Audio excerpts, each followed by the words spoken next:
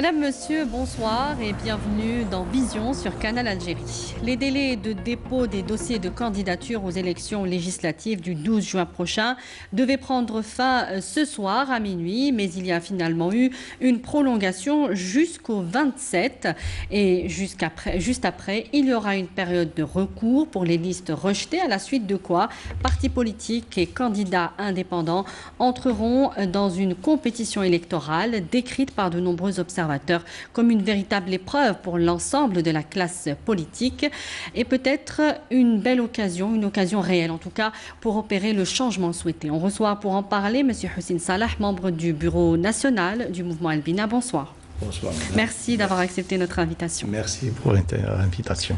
Alors, votre parti a annoncé que les listes d'El Bina sont constituées en prévision de ces élections législatives de près de 90% de candidats en dehors des rangs du mouvement. Certains observateurs, même certains membres de partis concurrents, on peut dire cela comme ça, parlent d'une exception qui est devenue un véritable fléau politique.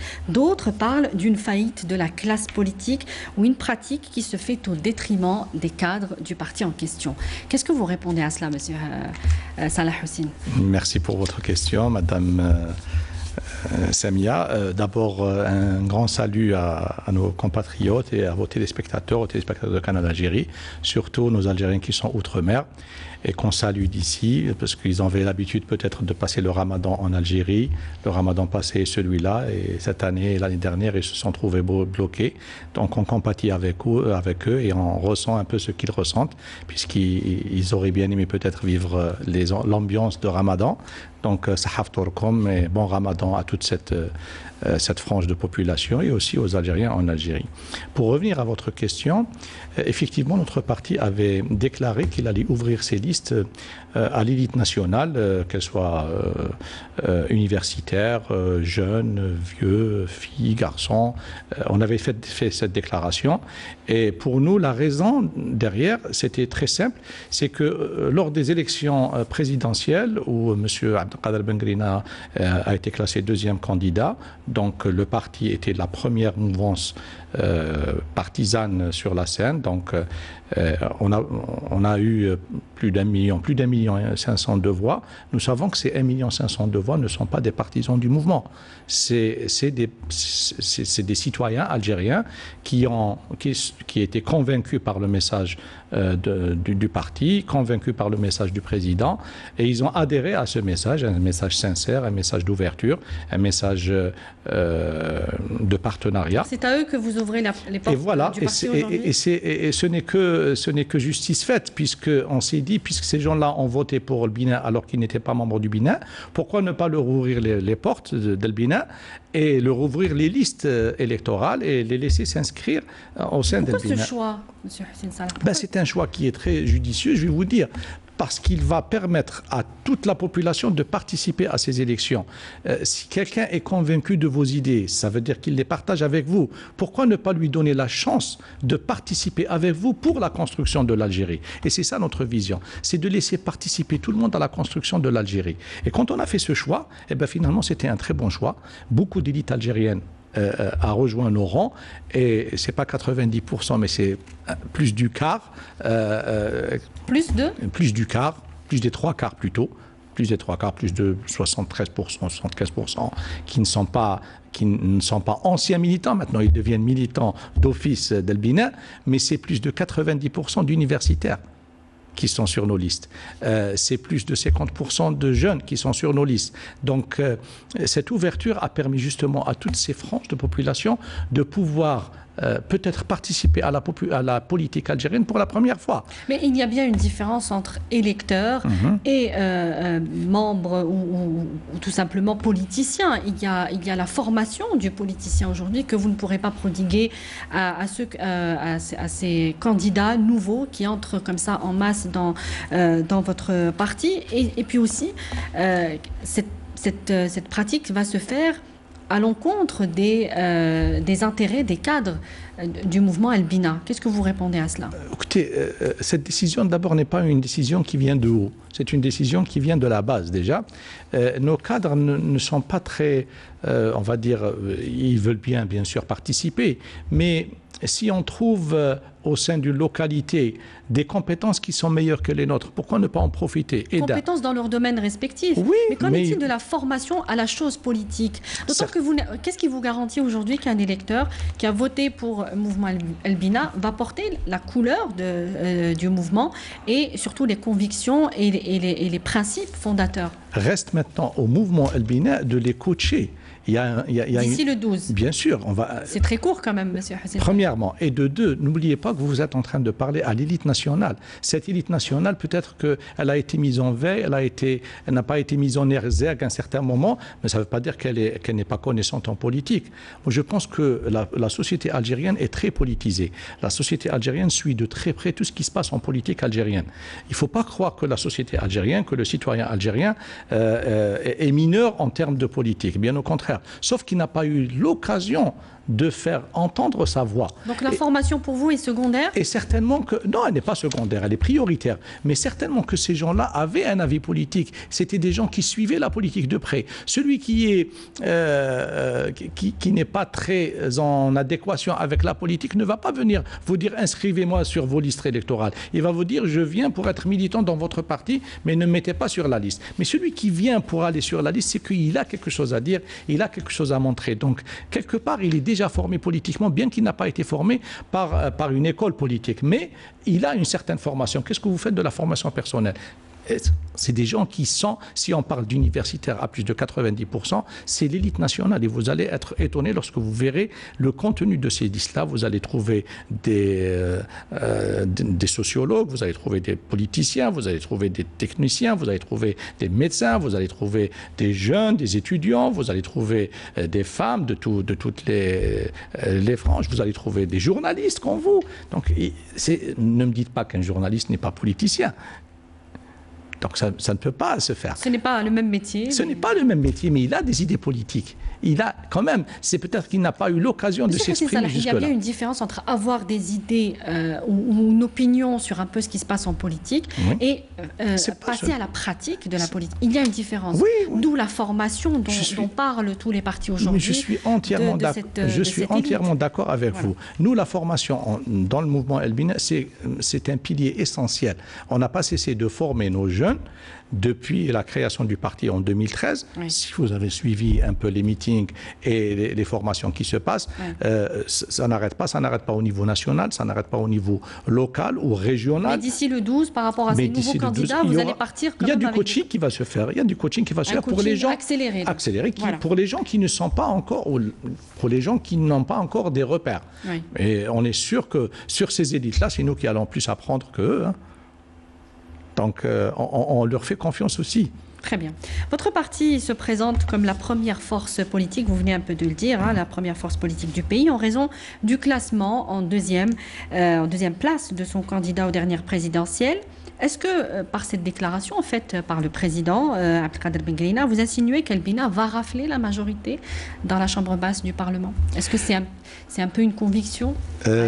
Oui, c'est une conviction. Si jamais on ne tripote pas l'urne, si jamais les élections sont limpides, transparentes, qu'elles sont justes, l'indice justement de la transparence et de la réussite de ces élections, c'est que le mouvement El-Bina soit en pole position à la chambre basse. On sait pourtant qu'il y a une différence dans la mécanique, dans la logique des scrutins. Il y a une différence entre le scrutin législatif et local et forcément entre les élections législatives et présidentielles. Donc, ce qui est le résultat des présidentielles ne va pas forcément être calqué aux législatives, ça vous le savez. Oui, je le sais, mais il n'y a pas que ça. Il y a aussi notre présence sur le territoire. Nous sommes présents sur les 58 wilayas. Tous les partis le disent, monsieur Hussein Saleh. Nous, on le dit. Tous les partis qu'on a reçus à Canal Algérie disent qu'ils sont présents. Tant mieux pour eux. Donc il y a plus de partis, la compétition est plus large. Oui, tant mieux pour eux, mais vous parlez d'un parti qui a suivi un processus constitutionnel qui a démarré avec les élections présidentielles. Vous avez vu une opposition positions et l'adhésion de la population sur ces positions, sur notre programme qu'on avait présenté. Ensuite, on a été vers le plébiscitage de la Constitution et pratiquement on a été le seul parti qui a vraiment fédéré et qui a fait une campagne électorale pour la Constitution nationale. Alors, bien qu'on avait certaines réticences sur certaines... Oui, on va y revenir, justement, sur les... Mais juste par rapport à ce que vous venez de dire, effectivement, le mouvement Al-Bina a fédéré pour appeler... Enfin, il a appelé à massivement pour la révision constitutionnelle. Tout à fait. Et ce sur quoi Abdelkader Bengrina, qui est le président du mouvement, avait dit « Je démissionnerai en tant que chef du parti si nous ne réussissons pas à fédérer assez de votants pour ce scrutin. » On connaît aujourd'hui le résultat du scrutin. C'est un résultat qui a été parfaitement assumé. C'est la première fois, je le dis à chaque fois, c'est la première fois qu'il y a un score pareil, moins de 24% des votants a été assumé. Pourquoi M. Bengrina n'a pas démissionné? Parce qu'il avait dit si le oui ne passe pas. Je ne sais pas où est-ce que vous avez trouvé ces propos, mais lui, il avait dit si le oui ne passe pas, avec une grande majorité... Il n'y a pas un seuil minimum, on le sait. Non, il avait déclaré si le oui ne passe pas avec une grande majorité, je démissionnerai de mon poste. Et c'est exactement ce qui s'est passé. Le oui est passé majoritairement, à plus de 70%. Le oui est passé de 70%, aux alentours, j'ai oublié, mais c'est quand même, si on le compare au non, c'est vraiment... Mais par rapport à l'abstention, ce n'est pas... Non, l'abstention, c'est autre chose. Vous parlez d'un référendum. Vous savez, dans toutes les démocraties, la participation au référendum est la moindre. Ça aussi, tous les partis le disent. Non, mais c'est de la littérature politique. Il faut lire, il faut juste suivre et lire ce qui se passe dans le monde. C'est le scrutin qui appelle le moins qui fédère le moins. Parce que les gens ne se sentent pas concernés, parce que X, parce que Y. Et dans les meilleures élections, vous avez 60% de participation, voire 70%. Il y a 30% de gens qui ne sont jamais allés aux urnes et qui n'iront jamais aux urnes. C'est ça la politique, c'est ça la vie politique et la vie électorale, elle est comme ça faite. Mais elle est moins ainsi de faite. 23% des électeurs qui ont voté lors du référendum, on peut dire que la classe politique a échoué à fédérer les Algériens, à intéresser les Algériens sur ce projet de constitution. Non, on va dire que ces élections étaient transparentes et limpides et que pour la première fois en Algérie, on a vu le vrai résultat. Ça, c'est vrai. C'est vrai.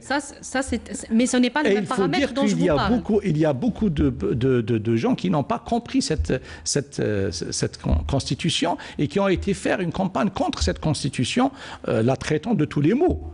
Et ce n'est pas vrai, finalement, c'est une bonne constitution. Et il y a un texte électoral, il y a une loi électorale qui est issue de cette constitution et à laquelle tout le monde fédère finalement maintenant. Donc, dire qu'on n'a pas essayé de fédérer, si, les gens ont essayé de fédérer. Bon, c'est vrai qu'il n'y a pas eu ce qu'on attendait. On a peut-être été trop habitué au score de 70-80% de participation. Mais il faut dire qu'en Algérie, toutes les élections n'étaient pas transparentes et limpides. Toutes les élections n'étaient pas... Donc il y a forcément des réticences par rapport à... Non, mais il faut dire que les scores qu'on avait avant, les 80%, les 90%, ce n'est pas des scores réels tout simplement. Oui. Et que le score réel, il est là.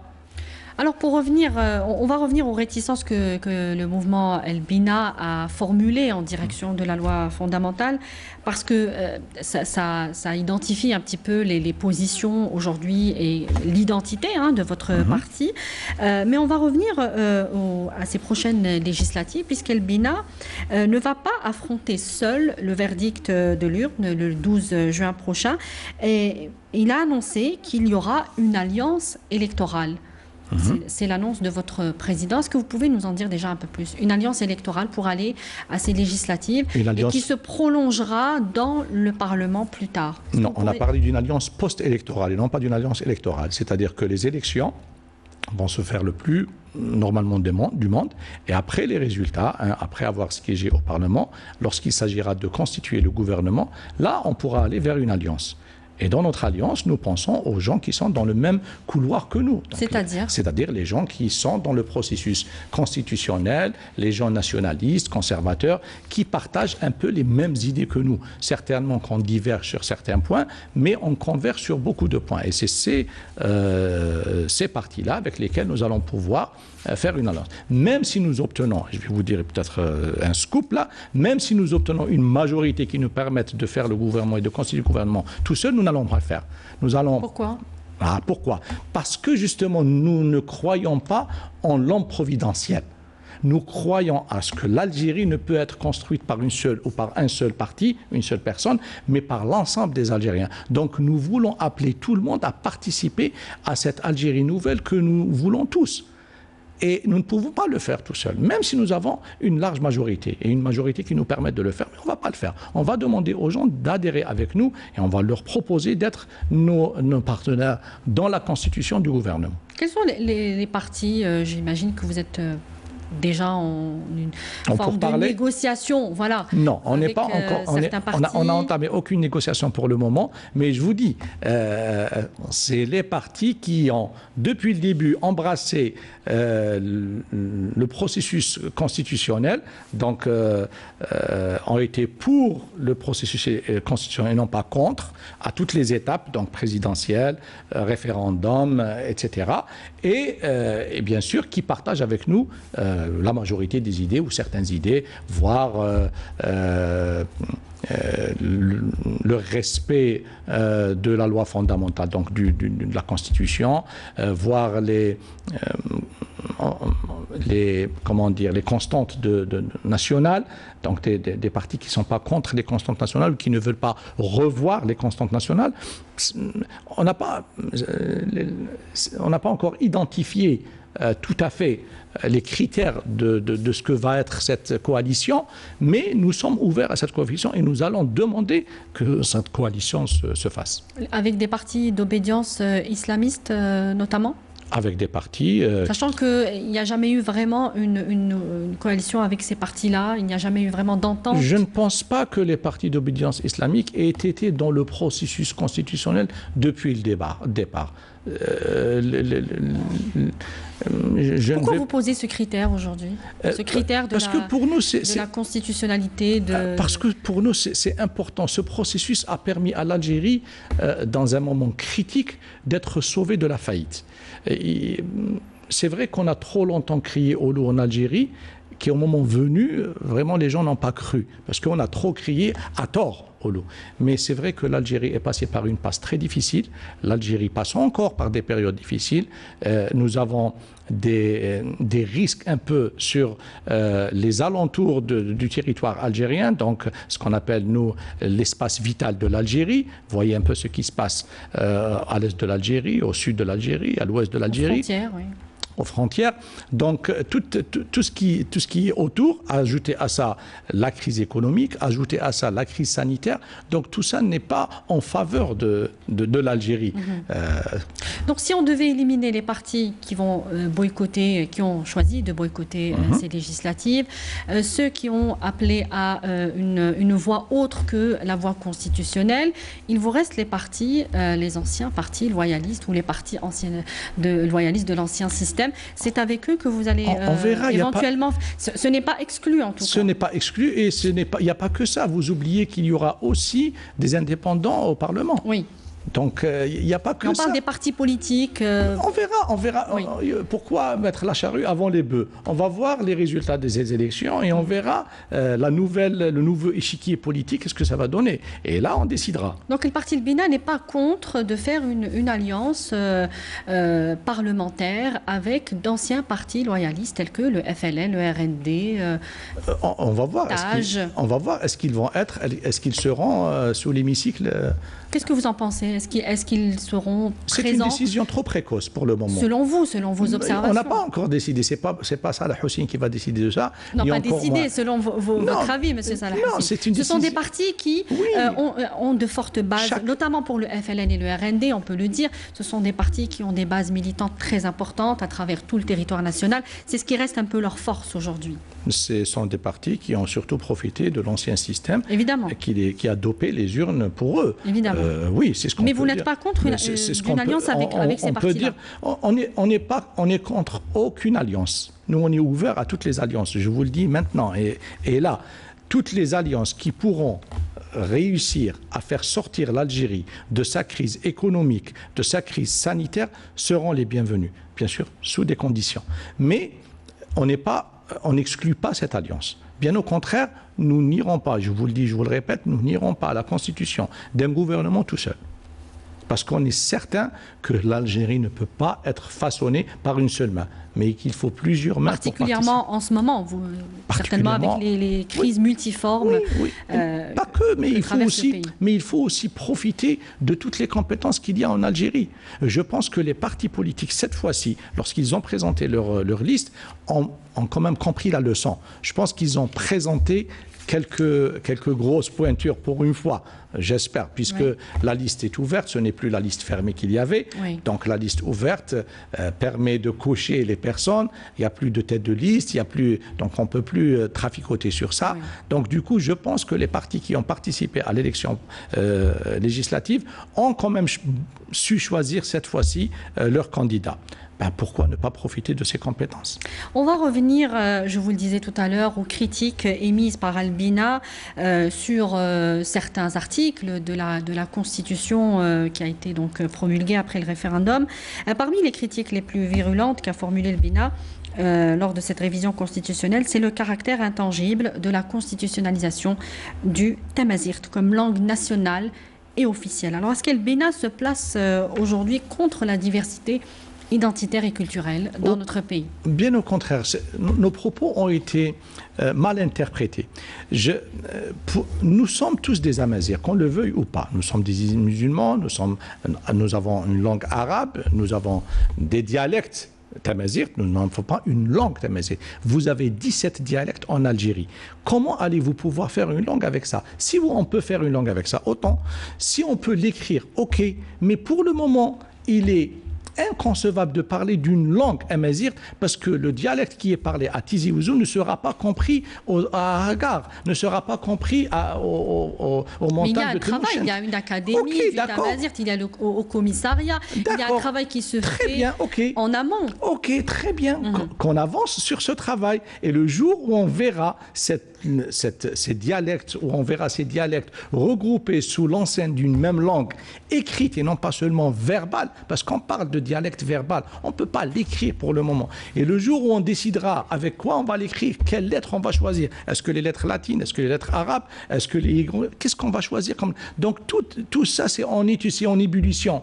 Comment décider maintenant dans la Constitution alors que les choses sont encore à l'étude? C'est ça qu'on a décrié. On n'est pas contre la diversité. A parlé d'un article, l'article 4 en l'occurrence, qui divise et qui porte atteinte à l'unité nationale. On a peur que ça porte atteinte. De quelle manière? On sait peut-être que les gens vont interpréter autrement cet article, c'est-à-dire et vont faire de cette langue une langue parallèle à la langue nationale. Peut-être qu'ils voudront séparer le pays. Elle est parallèlement officielle et nationale depuis 2016 et 2018. Oui, c'est une langue nationale comme il pourrait y en avoir d'autres. Mais ce n'est pas la langue nationale. La langue nationale reste l'arabe. Dieu merci.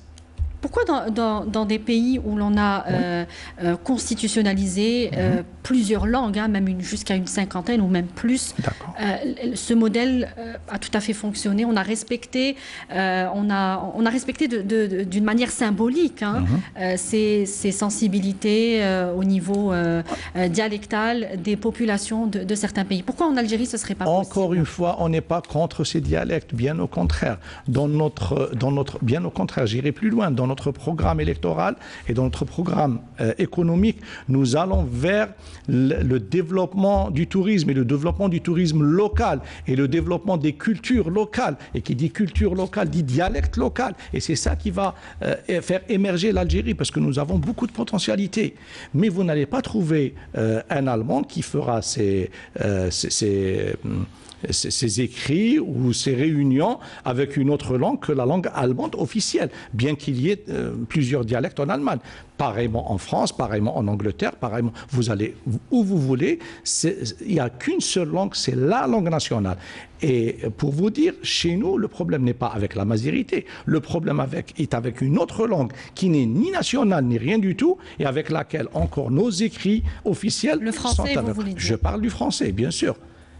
On n'est pas contre les langues, on n'est pas contre la diversité, mais on est pour le maintien de l'unité nationale et pour surtout la souveraineté nationale. Et on ne peut pas être souverain si on n'a pas une langue à laquelle on s'attache tous, si on n'a pas un seul territoire auquel on s'attache tous, si on n'a pas un seul drapeau auquel on s'attache tous. Si on joue avec ça, nous allons jouer avec l'unité nationale. C'est ça qui nous fait peur. Ce n'est pas la diversité, au contraire, on est diverses. Dans notre bureau national, nous avons diverses personnes qui parlent divers dialectes. Mais vous comprenez que tout le monde ne soit pas forcément du même avis et que ne voit pas le Tamazight comme une menace ou comme une atteinte à l'unité nationale. Bien sûr qu'on le comprend, oui. Voilà. Oui, c'est aussi ça la diversité. Non, on le comprend très bien. On comprend les avis contraires, bien sûr. Oui. On n'adhère pas, mais on le comprend. C'est pour ça d'ailleurs qu'aujourd'hui, elle est constitutionnalisée. Enfin, le Tamazight est une langue constitutionnalisée et le caractère est devenu intangible donc depuis la promulgation tant mieux pour l'Algérie et tant mieux pour les Algériens. Moi, j'aimerais qu'on revienne aussi sur un incident qui est survenu il y a moins d'un mois peut-être avec le président du parti qui a reçu il y a moins d'un mois l'ambassadeur de France en Algérie, chose qu'il avait vivement critiquée à l'endroit des partis politiques qui recevaient ou qui allaient rencontrer des ambassadeurs. Pourquoi cette réaction un peu subversive à l'encontre des autres partis politiques? Non, il n'y a pas de réaction subversive. Écoutez, le travail de toute représentativité diplomatique dans notre pays, qu'elle soit française ou autre, c'est normal qu'elle se déplace à travers les partis politiques et les grandes institutions, les grandes associations. Oui. C'est tout à fait normal. C'est une activité normale. C'est une activité normale. Même nos représentations diplomatiques à l'étranger font ça. Oui. Ce n'est pas ça que nous avons critiqué. Nous avons critiqué le fait qu'il y a des partis algériens qui convoitent avec certaines représentations diplomatiques et qui vont non pas dans le sens du bien de l'Algérie, mais dans les intérêts contradictoires de l'Algérie. C'est ça qu'on a déclaré. On ne peut pas dire à n'importe quelle représentativité diplomatique de ne pas faire son travail, au contraire. Ils sont le bienvenu chez nous. Mais vous avez des informations précises que lorsque certains partis rencontrent des diplomates étrangers, il y a des discours qui vont à l'encontre. Est-ce que vous avez des certitudes? Si M. Bengrina a fait cette déclaration, c'est qu'il avait des éléments d'information à son niveau pour pouvoir faire cette déclaration. Très bien. On va passer au volet économique, puisque le mouvement El-Bina en a fait un pilier dans son programme électoral. On peut même dire que c'est un cheval de bataille. Oui, qui est pour une économie libérale, n'est-ce pas, M. Hussein Salah, fondée sur la concurrence. Est-ce que vous pouvez nous dire un petit peu concrètement, avec les données actuelles, avec la situation actuelle, comment vous la voyez cette économie libérale? L'Algérie, en fait, sur le volet économique, a trop souffert de la rente. Et depuis des années, on est en train de dire qu'il faut sortir de la rente, mais on y est toujours. Donc, pour nous, notre vision, c'est aller vers une économie effectivement ouverte, mais qui reste sociale, sans l'oublier, parce que nous sommes quand même un pays social. Notre vision économique, elle est portée sur 4 axes. Le premier axe, c'est l'axe de l'entreprise. Pour nous, l'entreprise doit être génératrice de valeur ajoutée. Donc, ce n'est plus la rente, ce n'est plus le pétrole, mais c'est l'entreprise. Et qui dit entreprise, dit industrie, dit usine, dit donc tout ce qui va dans le côté entrepreneuriat. Le deuxième pilier, c'est l'environnement entrepreneurial et l'environnement économique. Il faut l'assainir. Il faut que l'Algérie devienne vraiment attractive en termes d'investissement. On va y arriver, oui. D'accord. Le troisième des axes, c'est l'implication et l'investissement dans la ressource humaine. Quelque chose qu'on a vraiment ignoré et qu'on n'a pas valorisé en Algérie.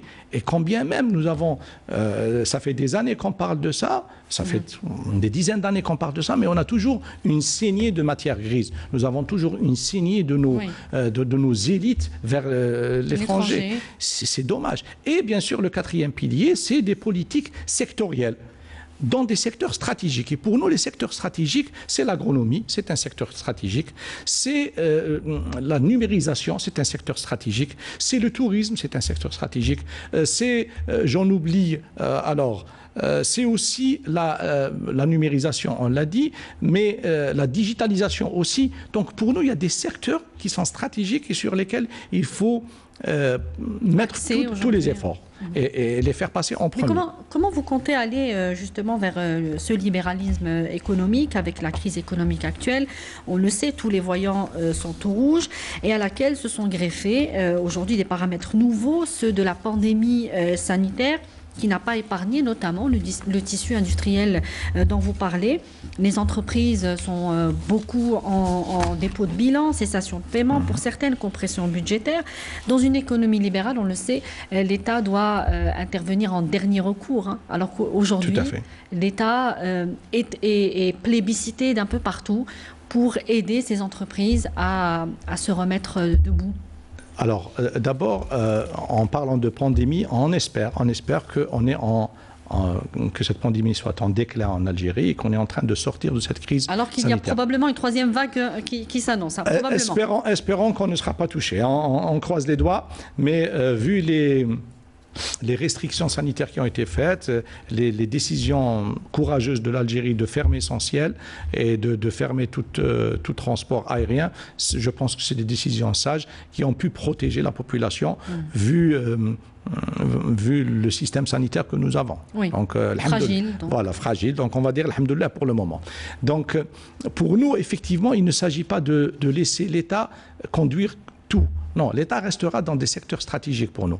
Pour le reste, il faut encourager le partenariat. Alors, le partenariat, soit partenariat public-privé, soit partenariat privé-privé, soit partenariat international aussi, pourquoi pas. Et ouvrir le domaine à l'investissement, ouvrir les portes de l'investissement, sécuriser ces investissements et leur donner envie de venir. Les IDE, encourager les IDE. Comment vous allez encourager les IDE, par exemple? En créant le climat favorable pour qu'ils puissent venir. C'est-à-dire? Nous avons en Algérie, nous avons toutes les conditions pour que des investisseurs viennent s'installer en Algérie. Nous avons une main-d'œuvre qualifiée. C'est nos universitaires, les gens qui sont passés par la formation professionnelle. Tout ça, tous ces gens-là sont très bien qualifiés. La preuve, il y a une saignée de ces gens-là vers l'étranger. Non, mais clairement, mécaniquement, comment vous allez encourager les IDE? Par exemple, vous avez parlé de la règle 49-51, qui est aujourd'hui cantonnée au secteur stratégique seulement. Est-ce que vous pourriez réclamer son abandon total? Ben non.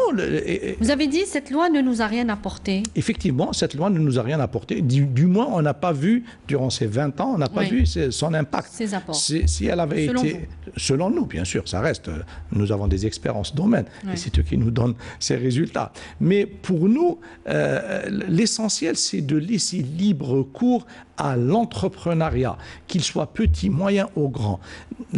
Nous avons trop souvent, jusqu'à présent, géré d'une manière administrative notre économie. Donc moins de tracas, administratifs, voire un minimum d'intervention administrative.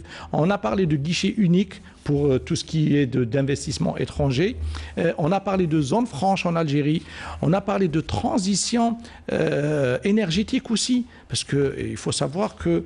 Mais ça, pardonnez-moi, M. Hussein Salah, ce sont des projets à long terme. Oui, si on devait parler aujourd'hui, vous avez par exemple le patronat aujourd'hui, le président de la CAPC, ex-FCE, qui a dénoncé récemment non plus les difficultés, mais carrément le blocage dans l'investissement industriel. Alors, quelle solution vous pourriez proposer là, dans un très court terme, pour lever ces blocages? Il faut d'abord identifier ces blocages, à quel niveau ils se trouvent. Est-ce qu'ils se trouvent à un niveau... Vous l'avez fait au niveau du On n'est pas encore au gouvernement pour le faire. On n'est pas encore dans le pouvoir. Vous l'avez fait avec des experts. Nous ne sommes qu'un parti, avec des experts qui donnent leurs avis. Oui. Maintenant, il faut d'abord identifier le problème. Vous savez, nous avons une vision du problème comme... c'est l'école qui parle de l'arbre. L'arbre en tant que problème. Vous avez le tronc qui est le vrai problème et vous avez les branches qui sont l'impact de ce problème et vous avez les racines qui sont les sources du problème. Oui. Donc très souvent en Algérie, quand on a vu le problème, le tronc, on s'est attaqué à son impact, donc aux branches, alors qu'il fallait s'attaquer à ses racines. Oui. Je pense que c'est là où il faut aller chercher. Quand on parle par exemple des jeunes qui ne veulent plus être scolarisés, par exemple, hein, quand on parle de ça. La déperdition scolaire. La déperdition scolaire qui va engendrer, ce qu'on est en train de voir maintenant, c'est qu'il y a un vrai souci dans l'emploi. Nous avons d'une part un taux très élevé de jeunes qui ne sont pas employés. Au chômage. Au chômage. Mais ils ne sont pas employés, non pas parce qu'il n'y a pas de poste, mais parce qu'ils n'ont pas de qualification pour ces postes.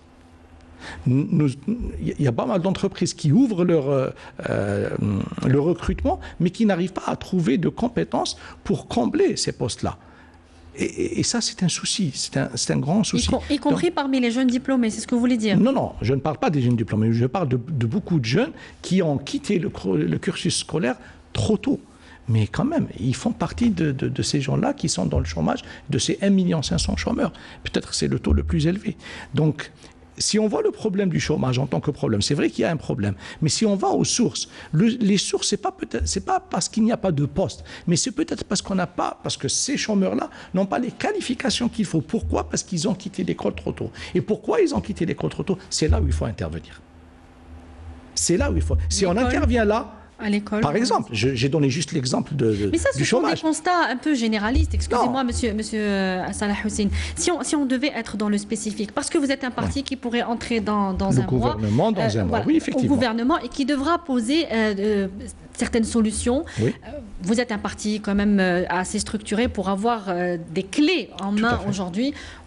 Pour les proposer dans l'immédiat. Donc si on devait revenir à la situation des entreprises aujourd'hui, qu'est-ce que vous pourriez proposer sans rentrer trop dans les détails? Je sais que vous avez la première des actions que nous ferons, c'est un colloque national qui regroupera, ou une assemblée nationale qui regroupera tous les intervenants économiques, les principaux, je pense aux principaux, qu'ils soient étatiques ou privés. Il ne s'agit pas Dans quelle perspective? Dans la perspective de trouver des solutions justement et d'aller vers ces blocages que vous avez si bien décrits pour pouvoir les désamorcer, voir exactement où sont ces blocages-là. Est-ce qu'ils sont à un niveau central? Est-ce qu'ils sont à un niveau local? Est-ce qu'ils sont dans l'administration? Est-ce qu'ils sont dans l'administration fiscale? Là, c'est un souci. Il s'agit de revoir notre système de fiscalité aussi. Élargir. J'allais y venir, justement. Oui, il faut. Qu'est-ce que vous proposez Nous avons plusieurs propositions. On sait qu'il y a un code, la réforme du code fiscal. Certains appellent à un nouveau code complètement nouveau, hein, et d'autres appellent à tout simplement réformer l'actuel, dont une trentaine de textes d'application ne sont toujours pas en vigueur. C'est-à-dire qu'il y a une faillite un petit peu assez importante dans ce domaine de la fiscalité. Même le ministre actuel des Finances l'a reconnu. C'est un morceau, cette réforme de la fiscalité. Qu'est-ce que vous proposez? Alors, concrètement, monsieur devant un problème, en Algérie, on a toujours vécu deux situations. Soit on laisse le problème de côté et on jette la patate chaude à celui qui vient après. Soit on a pris des mesures qui sont draconiennes ou des mesures qui sont ce qu'on appelle les mesures de vague. Là. Une vague de ceci, une vague de cela. Et les vagues, généralement, elles partent et elles ne laissent rien derrière elles. L'idée, c'est d'entamer le problème avec sérénité et à petits pas. C'est-à-dire que, par exemple, en parlant de fiscalité, d'aller vers des solutions qui seront capables d'être mises en pratique et pas des solutions qui ne seront pas mises en pratique. Écoutez, moi, je veux du concret, monsieur. Le concret. Concrètement, par exemple, mais il y a des choses un peu évidentes. Le recensement de la population fiscale aujourd'hui, ne pas tomber toujours sur la même population qui sont les fonctionnaires et les employés qui, eux, paient jusqu'à 45%. Tout à fait. Ça, ce sont des choses un petit peu évidentes. Nous avons des idées à alléger justement cette lourdeur fiscale qui se fait financer sur les fonctionnaires. Nous avons d'ailleurs dans notre programme présidentiel, c'était de supprimer l'IRG pour tous les salaires qui sont moins de 35 000 dinars. Donc ça, c'était une action qu'on voulait faire. Et de revoir un peu l'IRG sur les autres salaires. Revoir à la hausse, vous voulez dire? Non, le revoir à la baisse. Bien sûr, revoir à la baisse. Et ce qui martyrise l'Algérie, c'est cette masse monétaire énorme qui est estimée à près de 60 millions de dollars dans le parallèle. Nous n'avons pas trouvé jusqu'à présent des initiatives ou des idées ou des politiques qui encouragent cette masse monétaire à entrer dans le légal. Est-ce que vous les avez, les solutions? Nous avons quelques solutions. Ouais. Nous avons quelques solutions. Réduire justement ces impositions qu'on fait aux employeurs lorsqu'ils emploient quelqu'un, là, ça peut être une solution. Revoir à la baisse toutes ces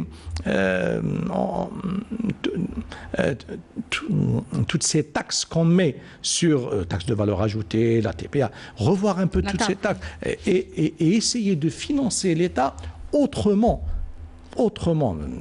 Malgré en face la chute de la fiscalité sur les hydrocarbures. Oui, parce qu'il faut passer vers un autre modèle économique, non pas basé sur les hydrocarbures, mais basé sur les énergies renouvelables.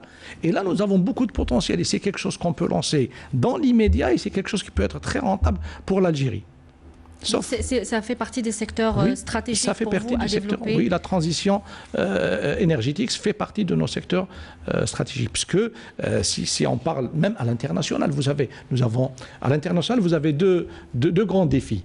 La transition énergétique et la transition numérique. C'est les deux grands défis à l'international. Ouais. Et donc l'Algérie deux domaines dans lesquels nous sommes complètement très en retard. Très en retard, voilà. Ouais. Et si on commence par ça, on aura bien pris le chemin de la réussite. Monsieur Hussein Salah, je vous remercie. Je rappelle que vous êtes membre du bureau national du mouvement El Bina.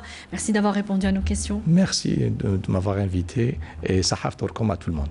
Merci à vous également de nous avoir suivis dans ce rendez-vous de vision. On se donne rendez-vous très prochainement. Excellente suite des programmes sur notre chaîne. Bonsoir.